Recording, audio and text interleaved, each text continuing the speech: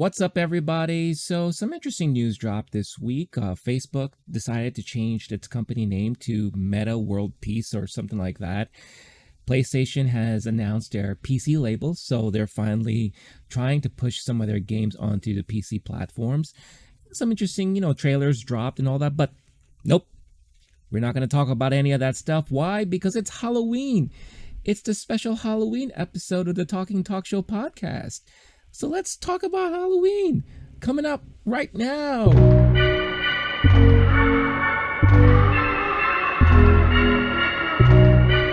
What's up, everybody? Episode 9 of the Talking Talk Show podcast, Halloween edition. And, this, I figured, let's forget about all the news or interesting tidbits that happened during the week. Let's just have some fun. Let's just talk about Halloween. Can you guys guess who I'm dressed up as? I didn't put a lot of effort in this, and I happen to have the shirt. So if you can guess it, leave your guesses in the comments section and let me know. Maybe you'll win, a piece of candy or something like that. But thank you for tuning in. As always, the Talking Talk Show podcast is your unofficial weekly pop culture podcast where we talk about movies, TV shows, what's streaming, collectibles, some of the big highlights from the week, and I kind of, have my take and spins on it and all that good stuff. So if you are returning and you're watching on YouTube or you're listening on audio format, thank you for returning. As always, I always appreciate you coming back. If you're new to the channel, welcome. Hopefully you like what you see, and if you do, if you would be so kind to hit that subscribe button, it helps support the channel, helps support a small little channel like mine grow this community of ours. If you're looking for an audio version of this show, you can find it on your podcast platform of choice like Spotify, iTunes, and the like. So be sure to check it out there. So Halloween is a holiday that is beloved by so many people, and including myself, to be honest with you. I didn't have anything planned for this year. Last year, if you were following me, I did a nice 12-hour stream on Twitch where I played some games, played some games with some of you who are watching, and had a lot of fun there. But this time I decided, let's just talk about some stuff when it comes to movies and horror movies and Halloween movies, and why do we like to watch these movies? What is it about these movies that interest everyone? My history when it comes to watching horror movies and all that. And I'd love to hear your takes on, Halloween as a holiday. What is your favorite costume of memory? Like, what was one of your favorite costumes that you ever wore during Halloween?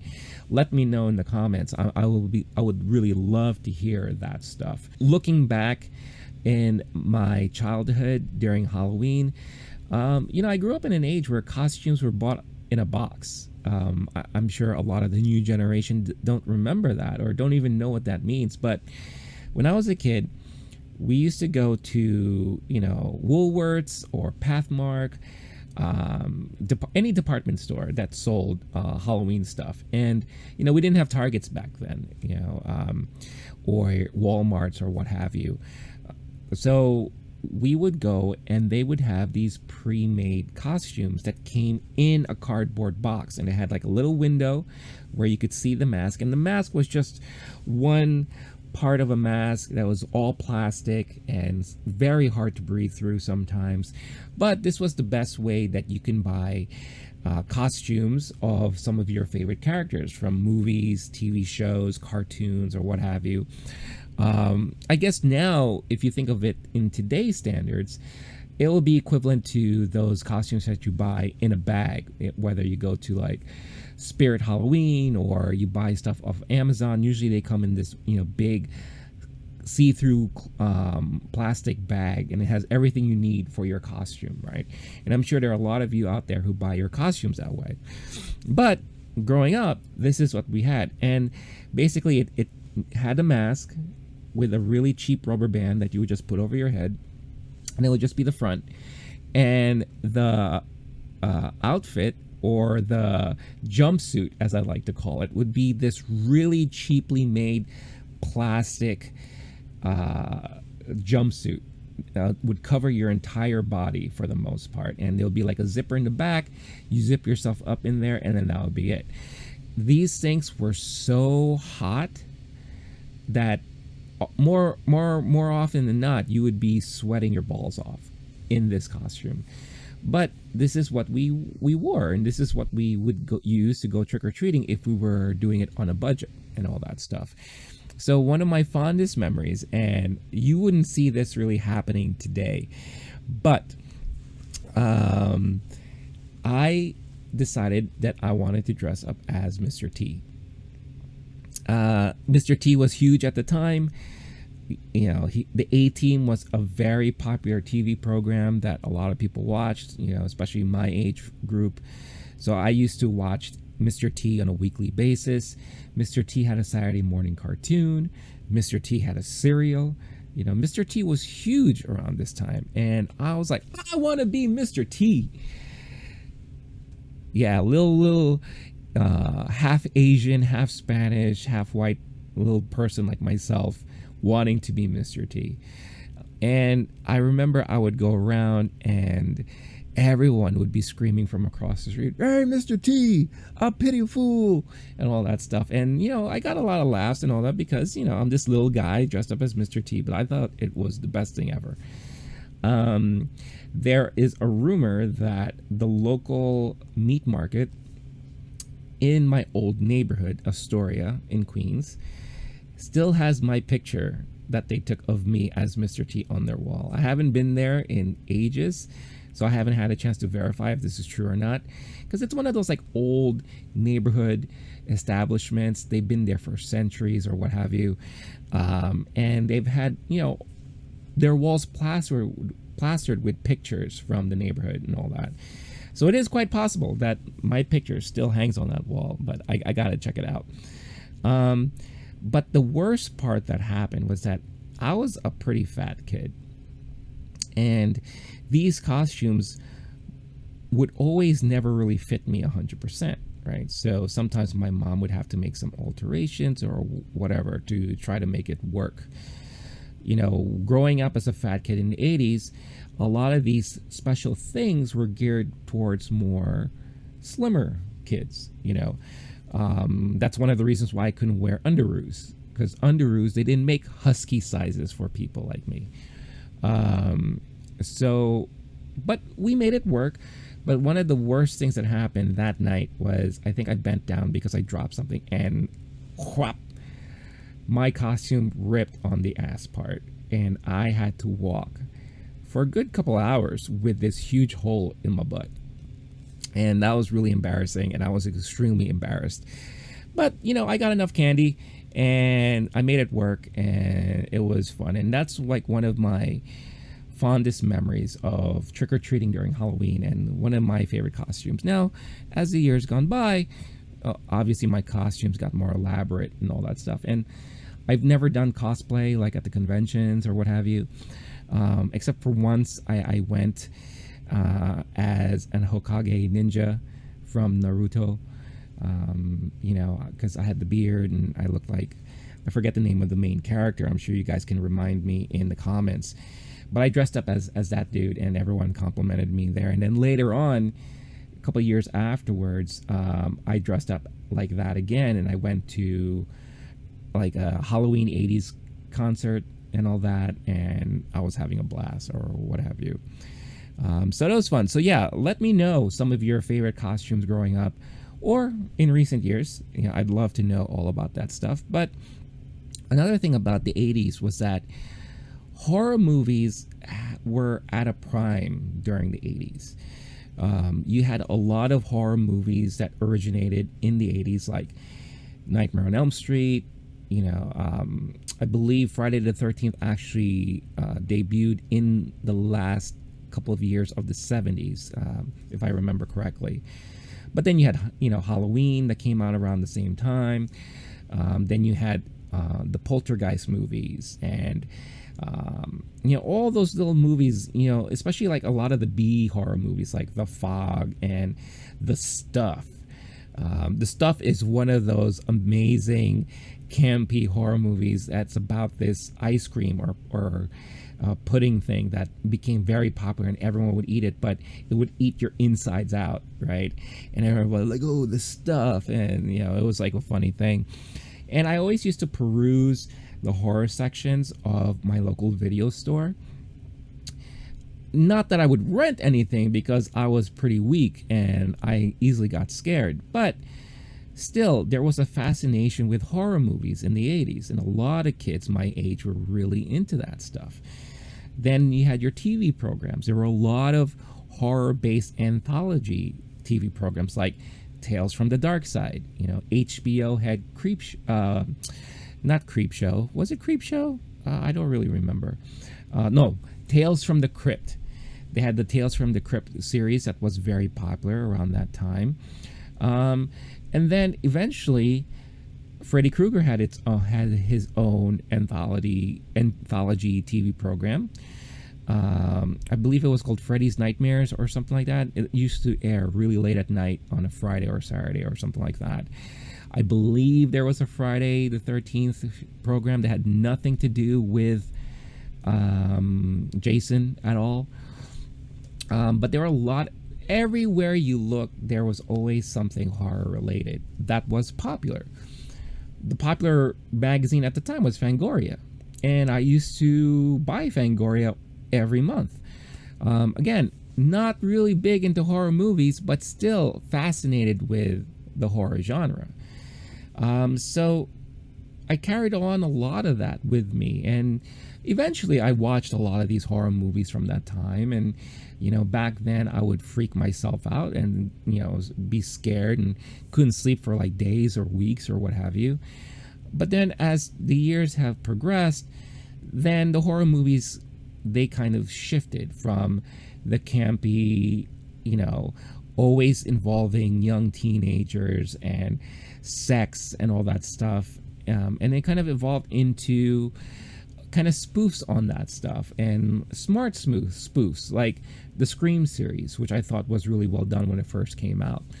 But then we started getting into the more gory hack and slash, slasher type of horror movies, and I think that really originated with Saw, right? Saw is like the one that kind of was the epitome of that, where it focused so much on gore and all that. And that's around the time where my love for horror movies kind of drifted, right? Because I wasn't really that into that stuff. Now, don't get me wrong, the first Saw movie was actually really well done, but not something that I really, really wanted to continue watching. Then more awareness of like the Japanese horror movies started becoming popular. So you had stuff like The Ring, The Grudge, Dark Water, and then we had American versions of that stuff. So that all became popular. And then now in recent years, we had movies like Insidious and The Conjuring, right? When it started now bringing the horror genre into this whole new realm of possibilities. And the great thing about Insidious that I really love is that it kind of took the typical horror tropes and threw it out the window. When you watched an old horror movie, the thing that really got you was like that big jump scare, right? But it would be kind of,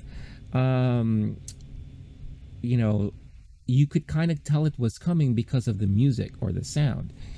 Insidious got rid of all that, and it would just be silence, and then bam, something would just like come out of nowhere, but no sound would be involved. It's just all visual cues. And that scared the living crap out of me. And I thought it was really well done. And obviously it blew up. Then we had a period of all of these like exorcism type movies and all the reboots of all the classics and blah, blah, blah, and all that stuff. And then don't forget the zombie surgeons that we had, all the zombie related movies and everything. The zombies had its time back in the 80s too, with all of the Return of the Living Deads and, Dawn of the Deads and all that stuff like that. Then it came back, and then now you have TV shows like The Walking Dead that became really popular and kind of brought all that back. Then vampires were a big thing again because thanks to the Twilight series and yeah. So you know where I'm going with all this stuff. So when it comes to the more of the modern horror movies, I was never really a huge fan of a lot of that stuff. But like I like to do every year, I like to kind of catch up on some of that stuff, especially during the month of October, to get myself in the mood for horror movies. So one of the things that I've always wanted to check out was Hereditary and Midsommar, A24's classic movies at this point. And these are more of those psychological horror movies, right? It plays with your psyche and, tells stories about these two movies who are both directed by Ari Aster. And he really has like a fascination when it comes to cults. So first I watched Midsommar because I know this movie. This was like Florence Pugh's, one of her earlier movies. And she was brilliant in this movie, really well acted, really well throughout the whole thing. Now, granted, she was crying most of the time, which I thought was kind of hilarious. And hearing her maniacal crying and her, especially in the beginning when the events of the movie kind of played out, was very menacing, very, like cringy, and in a nicely done way though. It's like, wow, you really felt her sadness and her pain and all that. Then you got into the story of this cult that they eventually go to in Sweden and all that, and it was really bananas. But it was so bananas that it got me thinking, like, was this based on something real, or what are the hidden meanings behind a lot of the things that transpired there? So it led me to a rabbit hole of trying to figure things out, trying to figure out what were the hidden meanings and agenda of this cult group.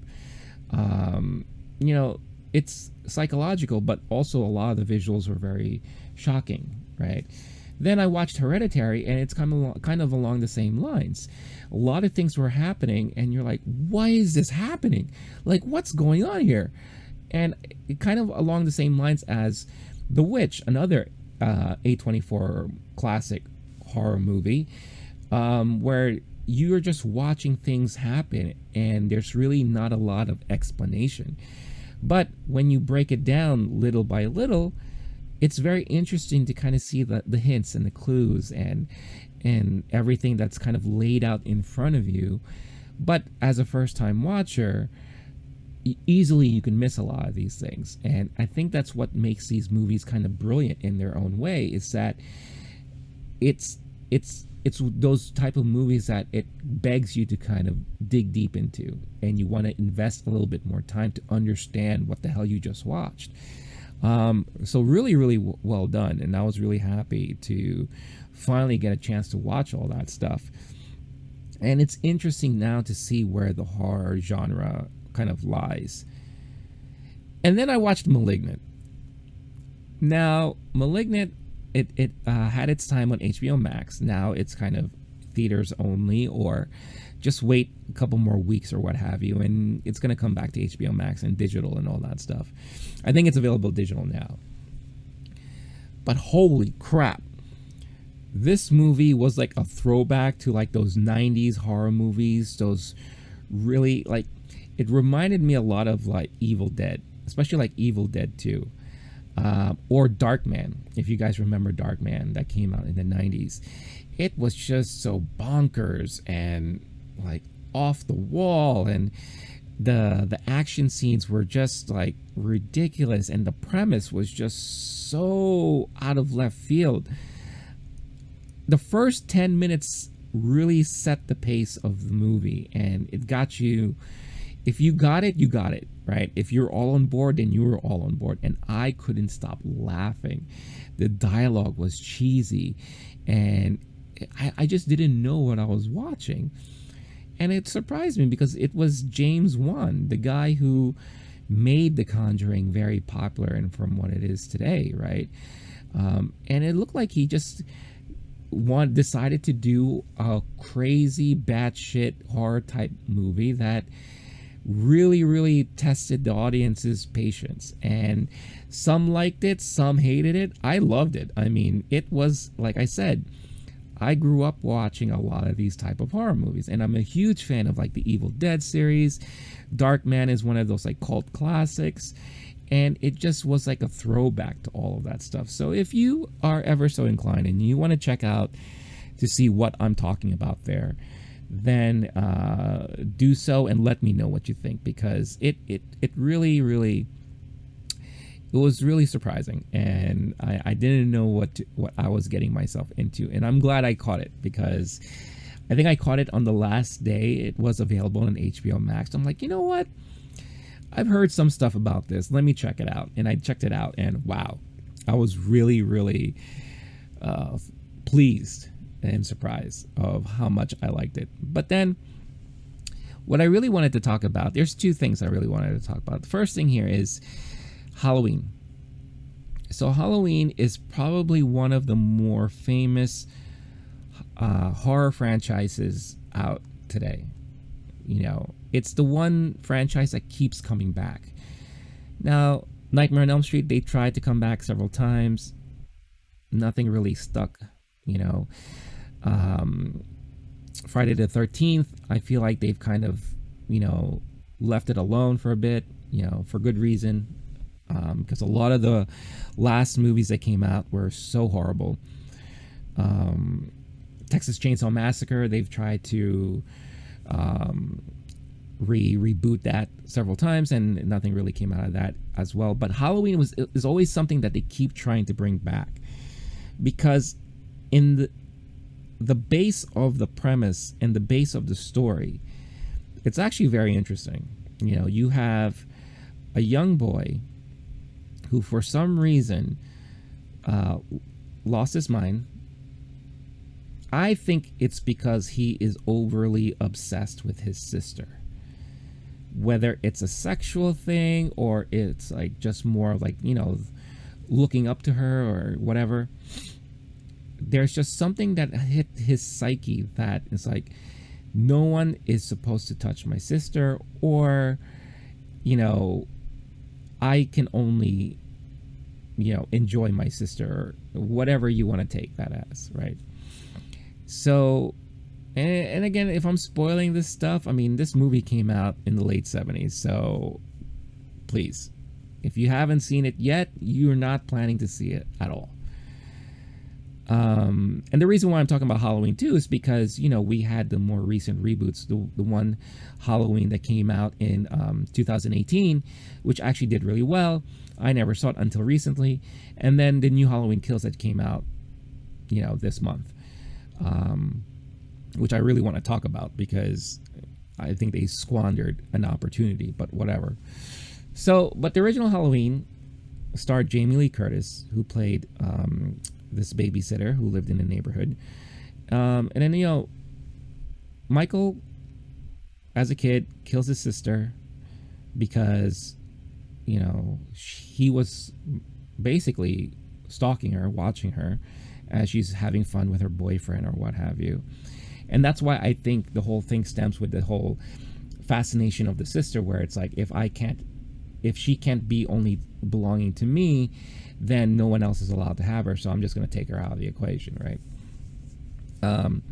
So he kills his sister, you know, they take him in, he spends the majority of his life in a mental institute, and then he escapes, right? Now, in the original Halloween movie, his fascination is to go back home. He wants to go back to his neighborhood because that's what he's familiar with, and he wants to go back to his home.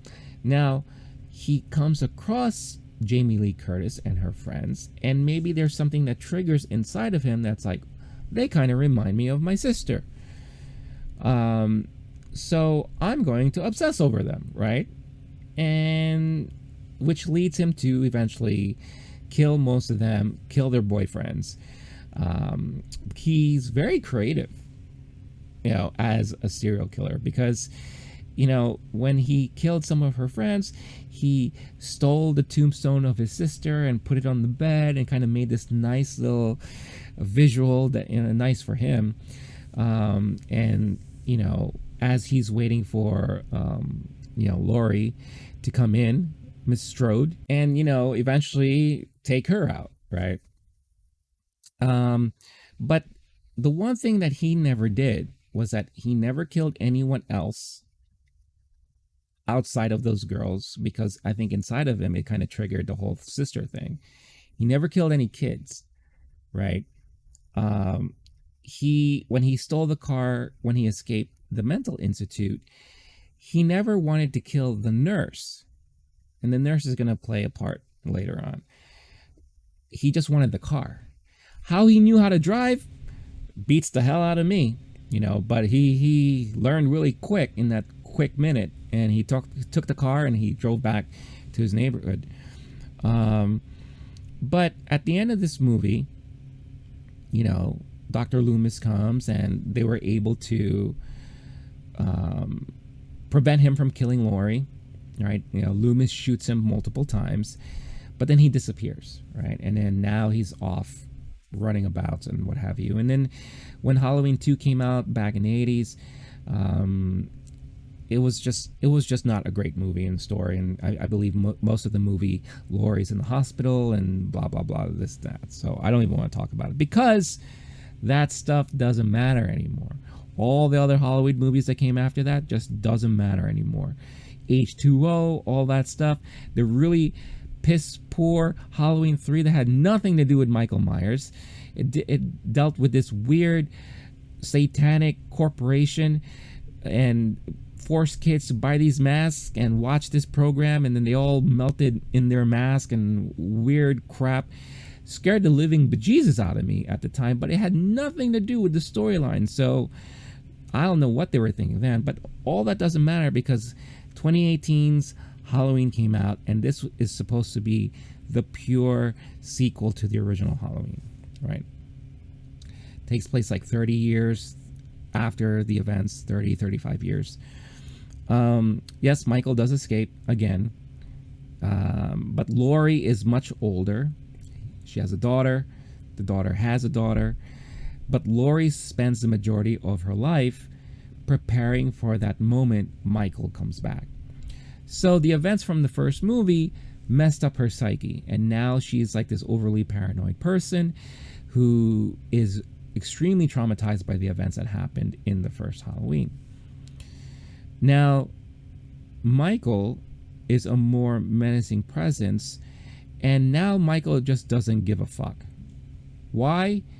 We don't know, but he decides to kill everybody in his way. Not just a group of girls that reminds him of his sister, not just the boyfriends that are bothering these girls or they're attached to these girls, but he starts, first he wants to get his mask back, right? And then, he kills everyone who has his mask and blah, blah, blah. Because there's these two podcasters, which I thought was a really funny spin. They're trying to do a story on Michael and da-da-da-da. So he follows them, gets the mask back and all that stuff. To our knowledge, he's not fully aware that Laurie's still around. But he catches wind of it, and then it's like a big showdown, right? But before all of that, he's killing basically anybody for no reason. So I was kind of bothered by that, but I did like the fact that here you have a showdown of Laurie, who is forever traumatized by the events that happened in Halloween, who raised her daughter in the same vein, so that the daughter is familiar with shooting guns and survival and escape plans and all that stuff like that. And to a certain extent, her daughter is as well, right? And then there's this epic showdown between Michael and the Strode family, which I thought was really brilliantly done. And again, it really piqued my interest as to where they're going with this new trilogy that they're working on. So it ended with them capturing Michael. They set the house on fire, and they assume that Michael is gone, right? Plus, we have cameos from one of the original police guys from the original Halloween movie, right?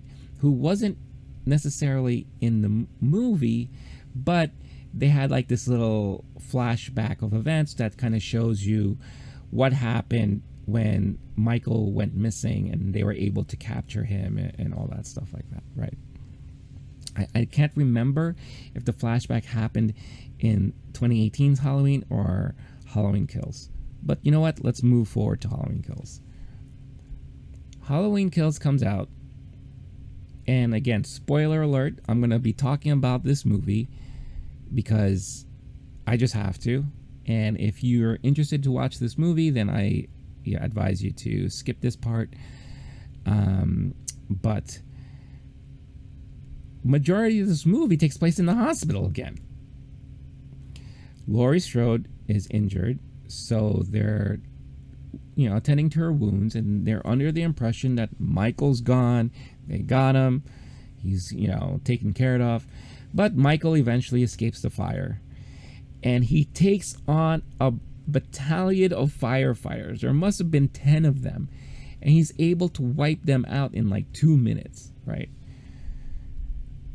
But before all that happens, we get treated to this flashback, a pretty extended flashback of the events that happened at the end of the first Halloween.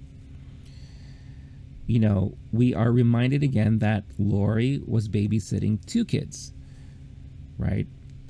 And then there are some other kids in the neighborhood that kind of encountered Michael in a certain way. But like I said, back then, Michael wasn't killing kids, right? So fast forward, and then we were introduced to some of the cops that were involved in the incidents and all that stuff like that, right? So the great thing that I was really interested in this sequel was that they were going to bring a lot of these people from the original Halloween back. So we had the boy that Laurie was babysitting back now as an adult. We have the girl that lived across the street that she eventually had to babysit too because her friends wanted to go have sex, and she ended up babysitting both of them. She comes back, and they even got the original actress to come back, which was great. The nurse that was in the car is back, and for some reason the nurse is hanging out with these 2 kids. Don't know how that happened, but that's what's happening, right? Maybe they're sharing the trauma of the events and all that stuff. So I was really interested to see what they were going to do with bringing these people back and how they were going to involve them, right? Laurie, like I said, they're in the hospital and all that. Now everyone is celebrating their Halloween.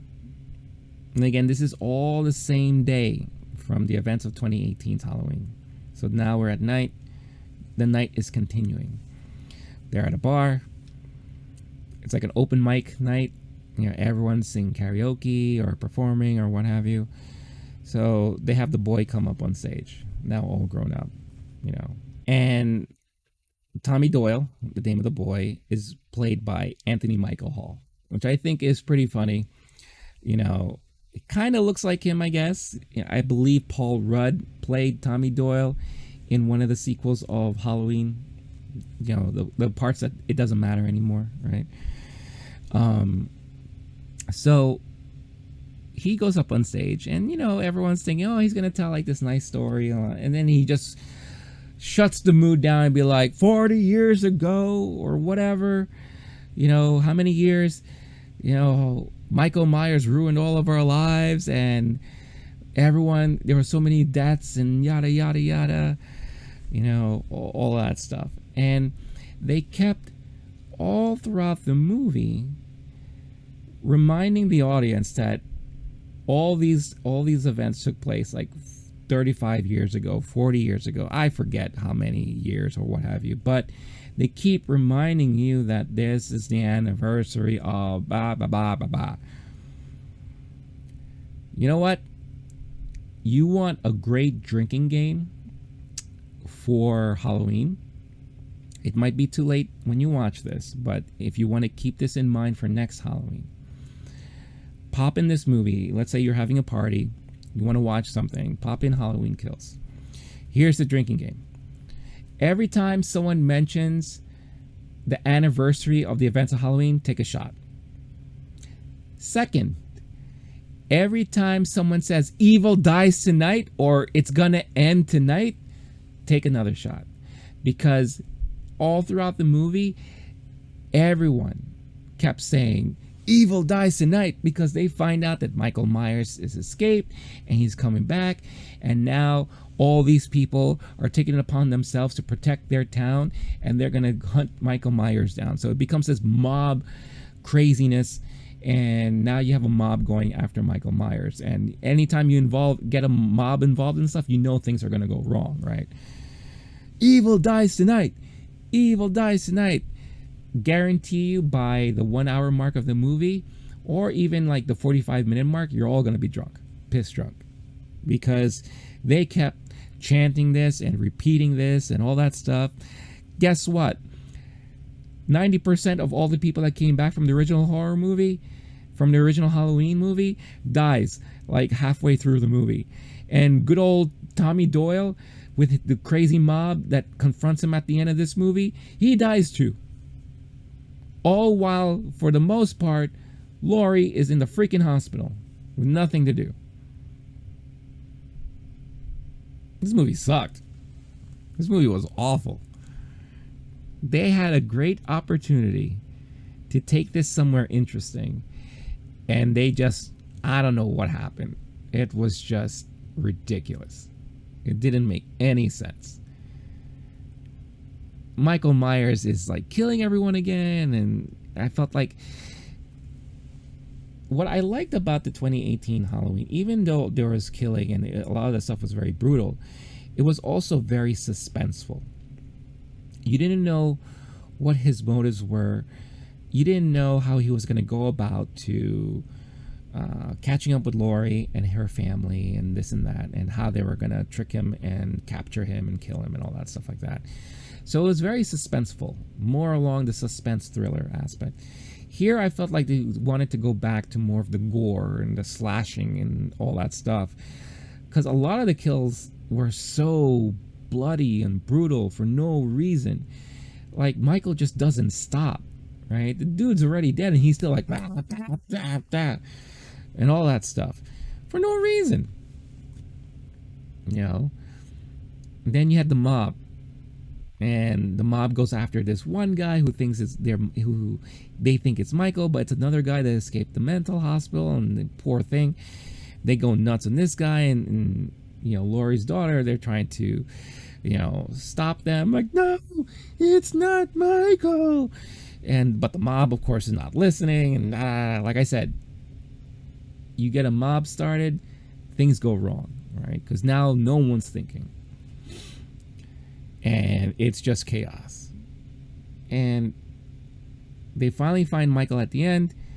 It's like a good 20 people, and they start beating on Michael. Now, I told you, Michael took out a battalion of 10 firefighters within 2 minutes. How the hell did they get Michael on the floor? Right? But eventually, he pulls the okie doke and be like, ha! I'm not dead, suckers! And he wipes everyone out.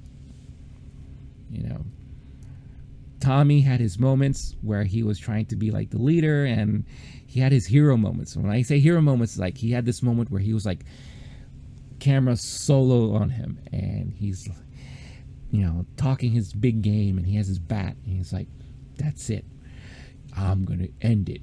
Evil dies tonight because it's gonna be me, and I'm not gonna rest until I get him. And camera's like zoomed in on him and all that. Well, guess what, Tommy? You messed up and you failed. So good job, jackass. So yeah, that's that. I was very disappointed, you know. And guess what? Now Laurie's daughter's dead. Spoiler alert! Like, you care. Michael catches up with her, kills her. Now it's personal. Now I can see where they're going here. Laurie's gonna find out he killed my daughter. Now it's gonna be one-on-one. It's me and you, Michael. We're gonna go toe-to-toe. And it's gonna be the bout of the century. Rocky versus Drago. Laurie versus Michael Myers. So let's see what happens.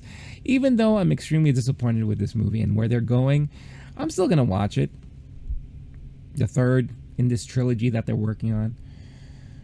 You know, because I'm just curious. I'm curious how else they're going to mess it up and how corny and cheesy it's going to end up being. So there you go. That's my telling and synopsis and recap of the Halloween franchise as we know it today. Let me know what you think in the comments. If I bored you, I apologize. I just had to talk about it because it's Halloween. It's Halloween. If you saw it and you share similar thoughts like me, please let me know as well. I would love to have discussions with you guys about this franchise because they were onto something and they just ruined it. Completely ruined it. Who knows?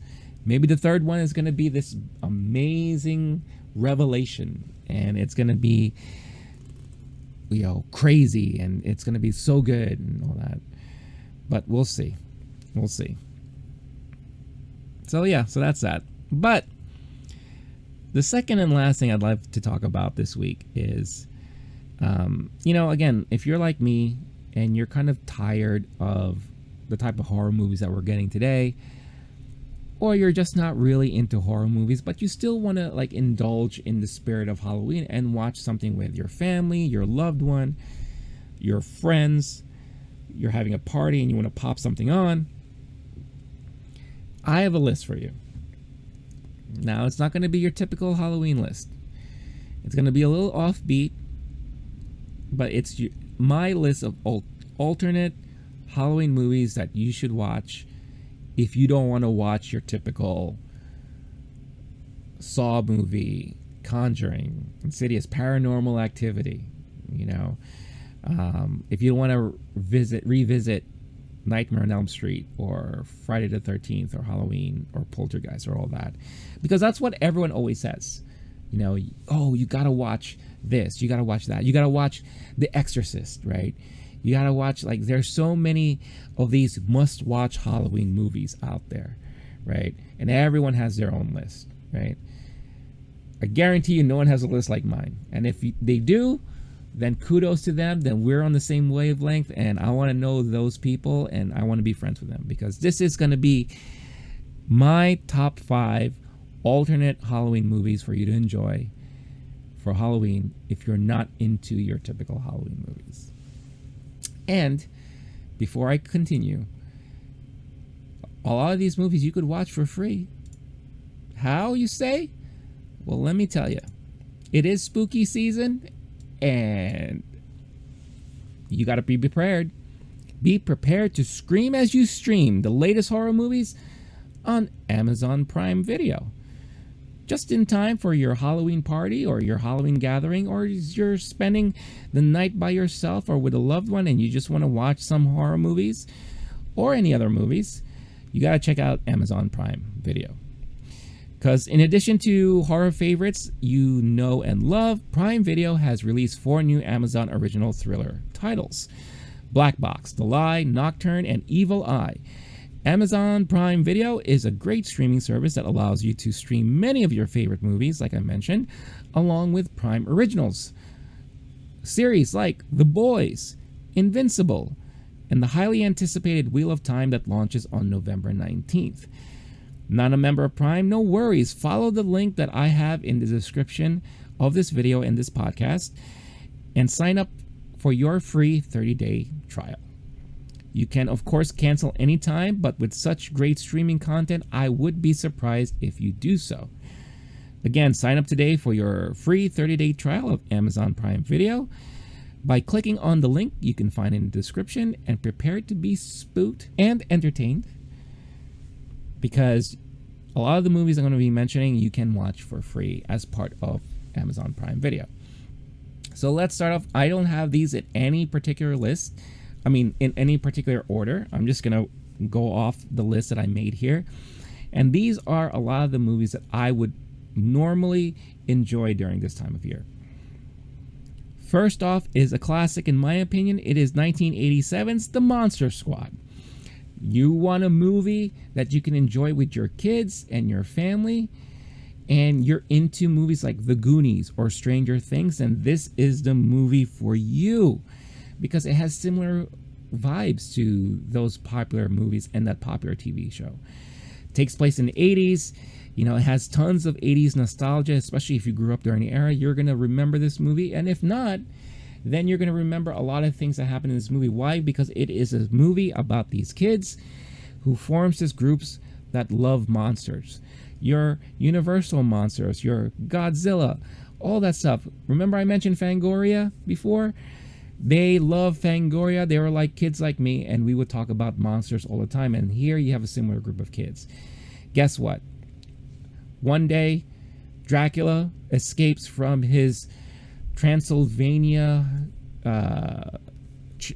castle, and he ends up on a plane with all of the bodies and remnants of all of these other classic monsters like Frankenstein, the creature from the Black Lagoon, and they land in this middle America town, every town America, USA, and they meet up with the Mummy and the Wolfman, and they're looking for this gem that was once owned by Van Helsing that will give them ultimate power. But in return, if the gem is used correctly, it would take all of these bad guys and throw them into this void, and they'll be vanished forever. It is such a fun movie. I watched it recently, and for me, it still holds up. Like I said, if you're really into like those 80s nostalgic type movies, like I said, you watch The Goonies, you watch Stand By Me, all those good things from back in the day.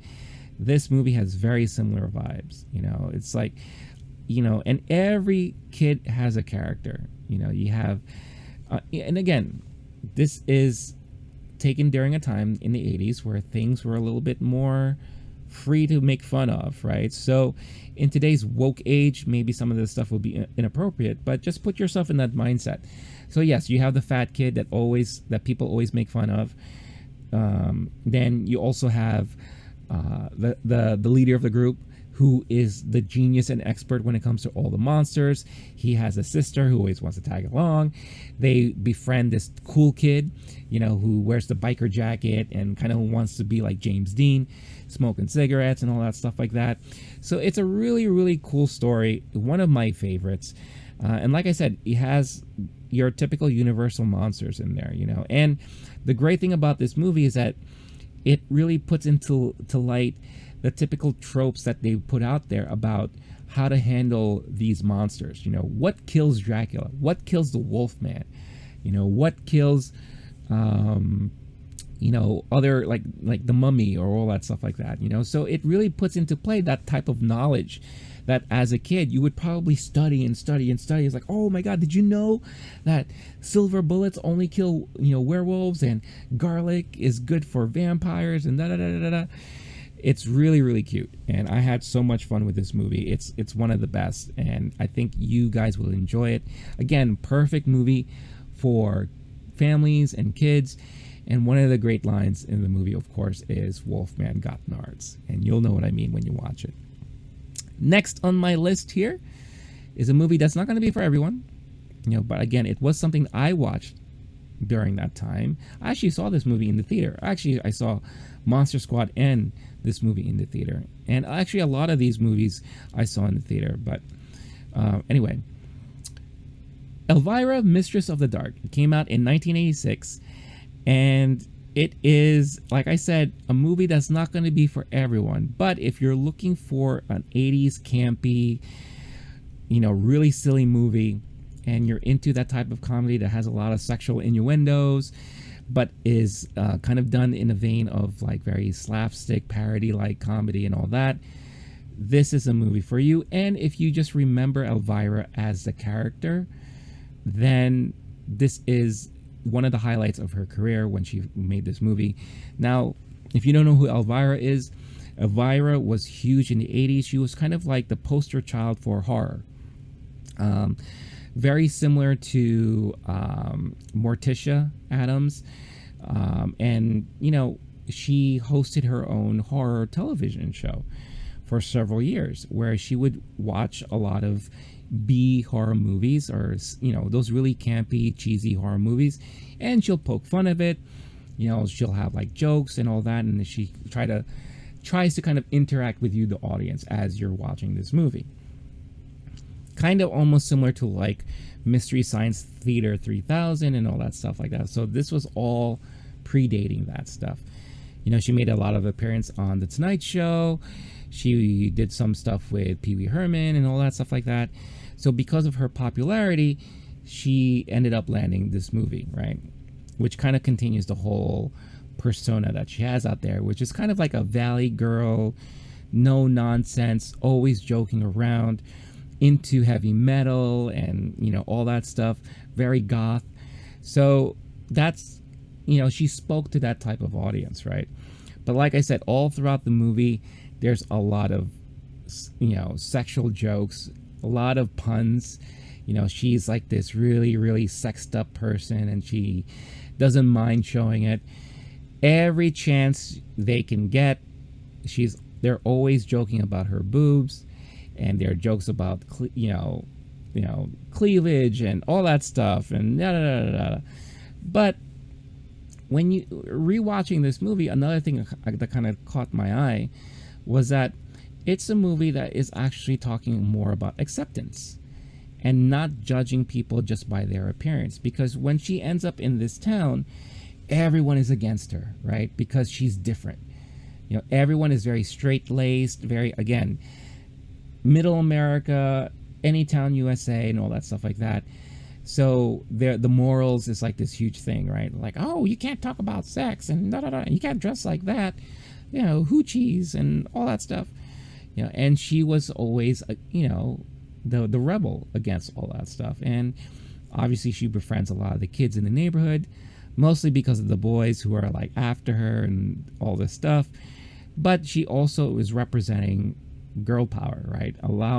She's trying to empower the females to be themselves and go out there and, you know, do what they want to do. And there's nothing wrong with, you know, showing off your body and being aware of all these things and all that, you know, being yourself, wear makeup, blah, blah, blah, blah. You know, but it's one of these movies, like I said, it's a fun ride. It's very 80s, nostalgic 80s. It's not going to be for everyone, but if you're just in the mood for something really silly and ridiculous, then I recommend Elvira, Mistress of the Dark. And like I said, like anything, if you catch these movies or if you remember these movies from the past, let me know your thoughts in the comments about this stuff, because I would love to talk about it with you guys. Next on my list now, if you're looking for something that's a little bit more action, maybe a little bit more serious, but not in the vein of like horror, gore, and all that stuff like that, then my next recommendation is The Crow. 1994's The Crow. The Crow is still one of my all-time favorite movies, easily in my top 10, possibly in my top 5, and one of my favorite comic book movies to date, because it was a pure adaptation of James O'Barr comic series that came out. It stuck very close to source material, and it was brilliantly written and directed, and Brandon Lee was just Eric Draven through and through. Now, a lot of people know this movie because of the accident that Brandon Lee had on set, where he was actually killed because of a misfired prop. Very similar to the news that we've heard recently in today's headlines, which is very unfortunate. And this was his last movie that he made, because obviously he died during the filming of it. And so I feel like people know this movie only because of that. But when you watch the movie, it's actually a brilliantly acted film by Brandon Lee. It's probably one of his best movies that he's ever had. But the events of the story takes place on Halloween, Devil's Night as they refer to it. And basically the premise of the movie is you have a rocker. You know, he is a musician. He has a fiance. They're living happily ever after. And then this gang of thugs busts into their house because he had some dealings with some bad guys. And I guess he owes money or what have you. And he didn't feel like he had to pay or something like that. But basically they go and kill both of them. Right? They, did some stuff to his fiance, and that's why he is awoken by the spirit of the crow, and he cannot join his love until he seeks vengeance on those who've done them wrong. So the rest of the movie, he goes on and he searches for all of the people involved in their murders and enacts his justice on them, kind of like the Punisher would, right? But you have a lot of supernatural stuff that happens in this movie because, again, he is kind of like this spirit. A lot of great action scenes, the fighting, the gunplay, the cinematography is so well done. Cute little relationship between Eric and this little girl in the movie. Very, very nicely done. Quotable movie lines also. A lot of nice quotes throughout this movie. Very well done. The soundtrack alone was extremely popular. The soundtrack was like on the Billboard Top 10, I believe. I remember people were crazy more for the soundtrack than the movie, but then when they saw the movie, then they were crazy for the movie as well. So very, very well done movie. Like I said, one of the first true comic book adaptations that made it to the big screen. And this is in the 90s, right? After this, of course, you got the Blade movies or what have you. But The Crow, I feel like, helped spearhead the mentality that you can adapt a comic book to the big screen, and a comic book property that is not a Marvel or DC property, right? Independent. This is an independent comic book, and they did a great job. Now, unfortunately, they tried to do sequels, which didn't really work. Don't even mention The Crow 2 because I couldn't even understand what the actor was saying most of the time. They did a TV series that was short-lived that I thought was sort of getting that charm back, the essence of the movie back. Great actor in that TV series as well, and they're still to this day trying to reboot this series, and it never is panning out. So forget all that nonsense. If you just want to have a great action movie with an awesome soundtrack and that is kind of themed for Halloween, then The Crow is for you. My next one is another favorite of mine. And again, this is a movie that is kind of good for a little bit more, spooks here and there, and with some hints of comedy laced throughout and all that, but definitely more on the serious side of things, but depending on how you take it, and that is Arachnophobia. Now, I have a huge fear of spiders. So when I watched this movie in the theater, it really spoke to me because everything that transpired with the spiders not only creeped me out, but I can relate because almost a lot of identical situations in my life I've encountered with spiders happen in this movie. And I'll talk about that some other day. But this is a fun movie to watch, kind of along the lines of I would kind of compare it to kind of like Jurassic Park, like with a type of action and suspense and thriller throughout the movie. You have Jeff Daniels, who is magnificent in this movie. He is the main lead here, who is a doctor from the big city who moves to a smaller town because his stress and anxiety, he can't take it anymore, so he decides, him and his family thought it would be a good idea to buy a farmhouse and all that stuff. And for some reason, there was an expedition somewhere in the jungle where someone from that town dies from a spider. And guess what? The spider decided to hitchhike and make its way back to the town. And that's when all hell breaks loose, right? You have John Goodman, who plays the comic relief and kind of, lends that much needed moments of levity throughout the movie, where he's like this big shot exterminator, and they call upon him to help out, and every time he's on screen you can't help but laugh because he is a really funny dude, and his bravado and his machismo, it is just really hilarious how he plays that role. But very well done movie. A lot of there's some jump scares and kind of gross scenes here and there, but nothing that's gory or anything like that.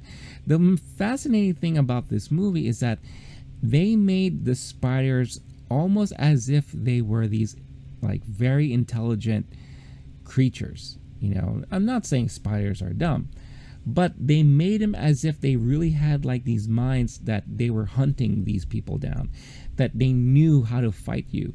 The showdown you had with Jeff Daniels at the end with the main spider there, it was as if you had like this big showdown, as if it was like Ellie and the raptor in Jurassic Park, you know.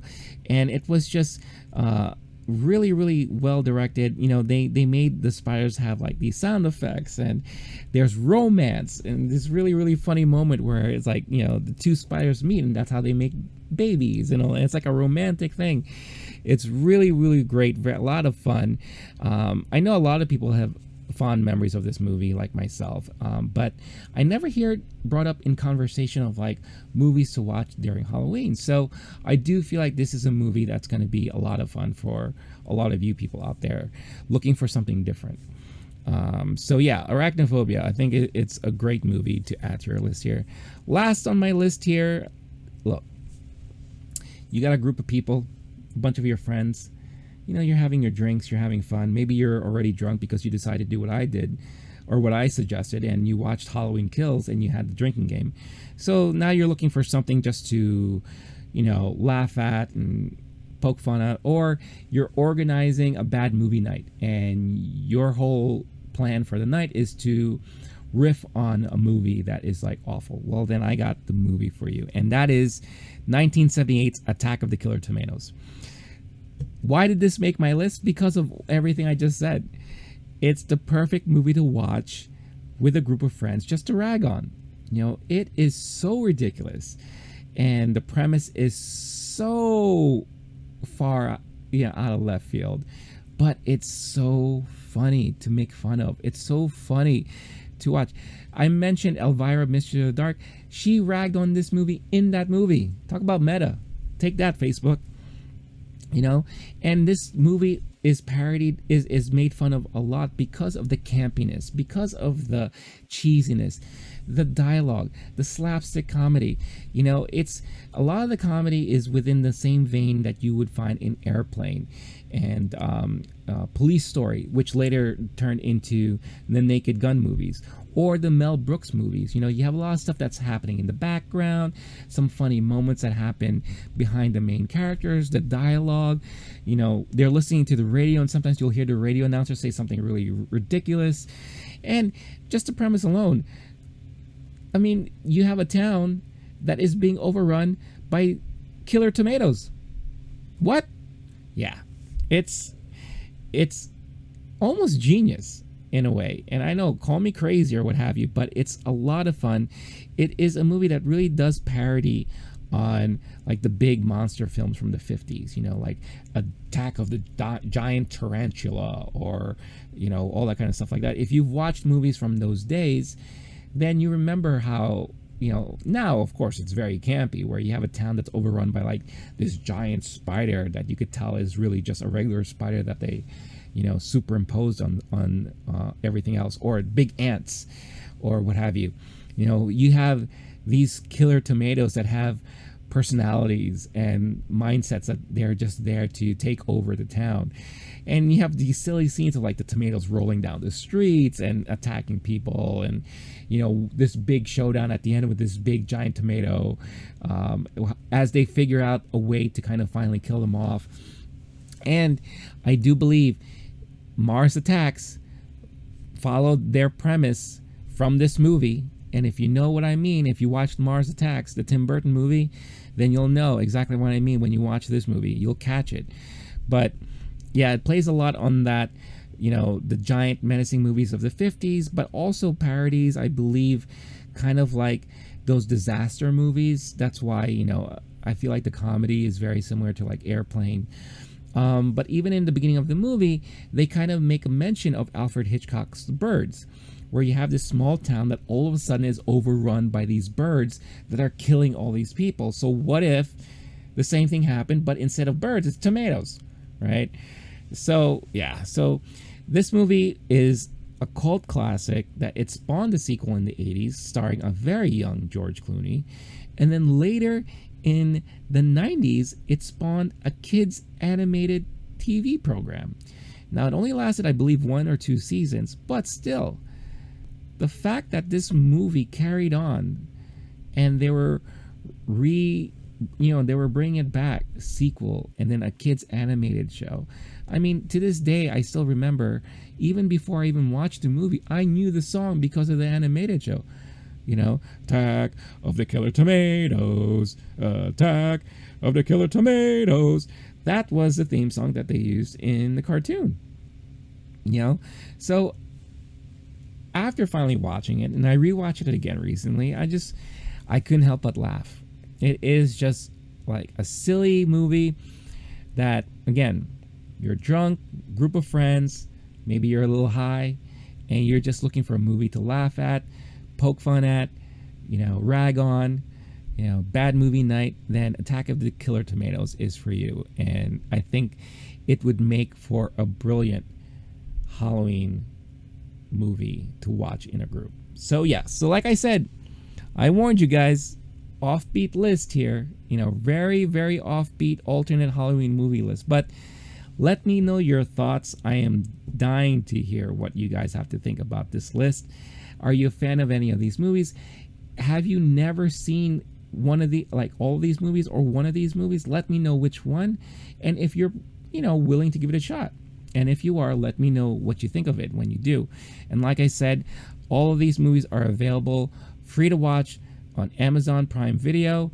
If you're not a member, you could sign up for your free 30-day trial through the link in the description of this video or of this podcast. And anytime anyone signs up using that link, it does help support this channel. And again, I'm a young YouTube channel here trying to grow this community and this channel, and every little thing helps. So really deeply appreciate it. So that's about it for the show this week, ladies and gentlemen. No collectible of the week this week, but I will be sure that in the next episode I'll have several collectibles to talk about, because we recently just had Hasbro PulseCon that unveiled a lot of interesting stuff, especially crowd-funded projects that they're working on through their HasLab program that I definitely want to talk about with you guys. So stay tuned for the next episode for that. But as always, that is the show. Thank you so much for tuning in. Thank you for joining. I hope you guys have a wonderful Halloween weekend. Be safe out there. Do what you gotta do. Have fun. Try not to think about all the events in the world. If you're not doing anything for Halloween, then at least make sure you're doing something for yourself. Read a favorite book of yours. Watch a favorite movie. Watch one of these movies I talked about. Maybe you'll get a kick out of that. Play your favorite video game. Allow yourself some time for yourself to unwind from your busy week, because there's nothing more important than your mental health. And as always, make sure to stay cool, stay classy, and stay safe. And I'll catch all of you guys next time. Peace.